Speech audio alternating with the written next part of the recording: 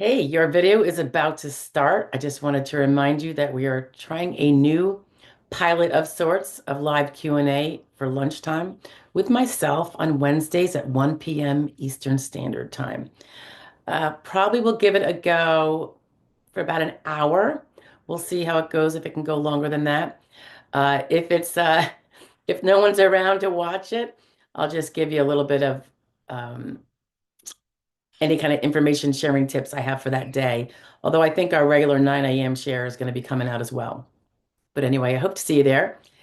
And another reminder that we have our membership benefactor system that you can join if you want to be a benefactor and receive some of the perks that you get with that at the various levels. Okay. Thanks, guys. I'll see you later. Bye. Hello, hello. Okay, we have a new court ruling. It is the last remand order from the court in 2024. As per Adriana, my go-to source for summaries of circuit court decisions around the United States on Social Security matters. So this one is kind of cool. This is called Perez versus Commissioner. So let's see. I'm going to go through her summary. It's got some good pointers, so I definitely want to share this one. It is the 11th Circuit, by the way. That would be Alabama, Florida, and Georgia.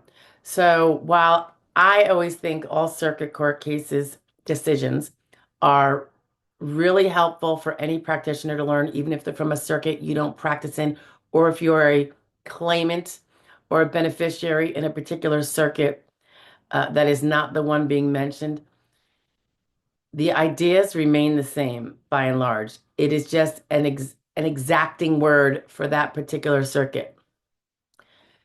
And because it's based on Social Security law, they're all supposed to be in sync. We just know you can have a judge in this circuit versus a judge in this one who may not focus on the same things. Um, and so therefore one is more binding when you go up the chain of appeals in the same circuit versus if you don't. But the ideas and the guidances are very well taken, I think, for all practitioners around the country and claimants around the country. Okay, so Alabama, Florida, and Georgia, this is for you. Although again, I'm not, I live in Pennsylvania. If I was a claimant, I'd be wanting to know this.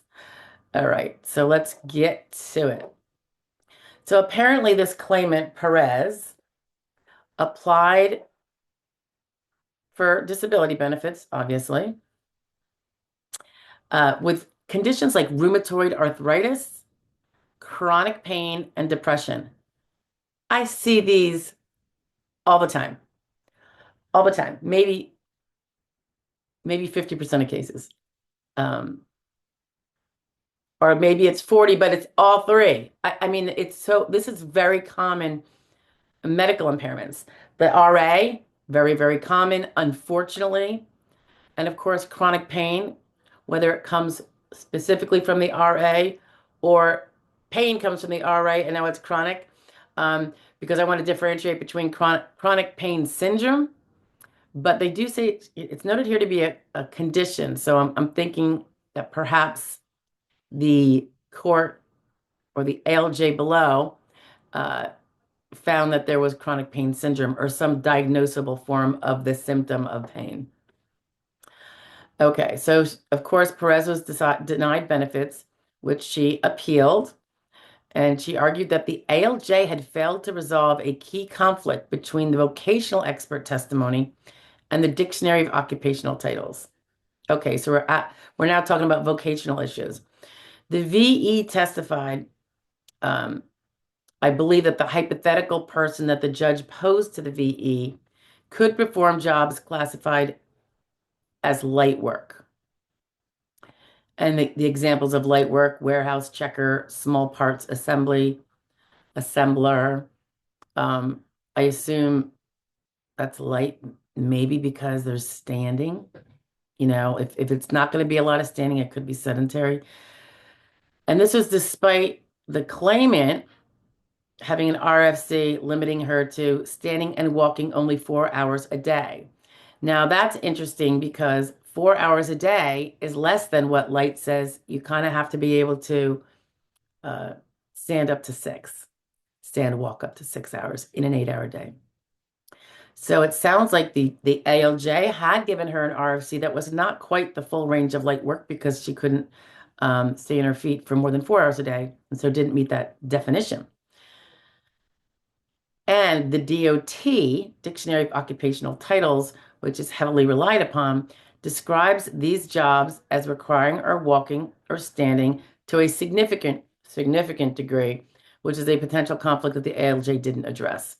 So Adriana points out that the main takeaways to her was that the circuit court clarified that the ALJ has an affirmative duty to resolve apparent conflicts between VE testimony and the DOT. Even if the VE states there is no conflict, the ALJ must independently verify and explain any discrepancies. That's kind of good to know that the ALJ is obligated to independently verify. It does leave me the question of if it's not brought up at hearing, could it be technically waived, or is it only if it's not brought up at appeals council? Or is it only if it's not brought up by claimant at district court? Those are just things running through my head right now. Okay, secondarily, the DOT, Dictionary of Occupational Titles, defines light work as often requiring standing walking for approximately 6 hours in an 8 hour day, which is what we just talked about 2 minutes ago. This claimant Perez's limitation to 4 hours creates a plausible discrepancy when the VE, vocational expert, asserts that she can perform such roles. So I guess when you have a 4 hour limitation and you're assigned jobs that could potentially be 6 out of 8 hours on your feet, and you have a 4 hour limitation assigned by the judge, how can one then, without explaining the discrepancy, say that you could do the other jobs? So remember, it was a remand, so the district court is not overturning it and saying, see, you said 4 hours, therefore there are no jobs because those wouldn't be doable. No, it just got to be more, it's got to be fleshed out more. Third point, a conflict is apparent. So an apparent conflict when it is evident through reasonable comparison exactly the issues here, she says. So it's kind of on its face, 4 hours versus what we know light work to be as per DOT and SSA, up to 8 hours a day. Number 4, the ALJ accepted the vocational expert's testimony without addressing the apparent inconsistency, again, between the 4 hours that ALJ offered up to the VE as the limitation and the VE coming back with these light jobs of the warehouse worker, apparently, and the other one. What was that? A small parts assembly. They use that one a lot, by the way, guys. It might be a reason why if you have finger problems, moderate arthritis in your hands, that you have not put into your claim if you're a layperson and didn't use a lawyer that would obviously put everything in. You could get hit with the contention you could be a small parts assembler, but my thought is if your fingers cannot engage frequently to constantly, and you're limited to occasionally use 2 or 3 hours a day in an 8 hour day of manipulations of small parts, you're going to wish you had that evidence later if you get denied because there's that job of small parts assembly. So when we say treat for things big and small, even if it's not the thing that took you out of your old job where you didn't need those little fingers very much, here's why. This is a good example. She goes on to say that the court emphasized the failure to resolve such conflicts, meaning between the RFC and the vocational experts' finding of jobs, undermines the substantial evidence standard. I like to see them hitting on the substantial evidence standard because it's always been such a hard one to breach because substantial evidence is kind of vague. It seems like it's got to be a lot, but it's certainly not beyond a reasonable doubt. It's like some esoteric, we can't really quantify things in numbers, right? When we're talking about ideas and concepts and evidence. Okay, so she does say that the implications for practitioners would be always question vocational experts on job requirements, particularly in light of a claimant's residual functional capacity. I will say that when we say in light of a claimant's residual functional capacity, technically when you're at an ALJ hearing, the ALJ hasn't determined what the RFC is yet. He or she does that after the hearing, usually, unless they're going to award you at the hearing. So, I mean, we can use the one that we think the person's at, but obviously, what if the judge doesn't go with that? I mean, the reason why they were denied is because we disagreed with the SSA's RFC and, the lower levels that we appealed up. So I suppose a starting point to be on the safe side is to use the state agency one that was already decided by the SSA that can be overturned by the ALJ. That's going to be higher than what you think the RFC is, and you'll be fighting for a more reduced RFC. However, if you can really pick apart the vocational experts' jobs um, by comparing to that more difficult RFC to win a case on, if you can pick apart those jobs with that RFC, then certainly you've done probably much damage to any more accurate, more reduced RFC as well. So fight the bigger fight because you have a better chance of certainly winning the lesser fight. You follow? That might not make sense to some of you, but maybe it'll make sense to some. Um, if an ALJ overlooks conflicts, this provides strong grounds for appeal. That is a very good point to take note of for those of us that do appeals, which I do. Highlight any apparent conflicts in briefs to preempt judicial scrutiny. Yeah, kind of feed it to them, right? Show as many, show the apparent conflicts that are on their face conflicts. Because again, it could destroy the substantial evidence, basis upon which the ALJ's decision may otherwise be upheld. She picks out a best quote. This is cool.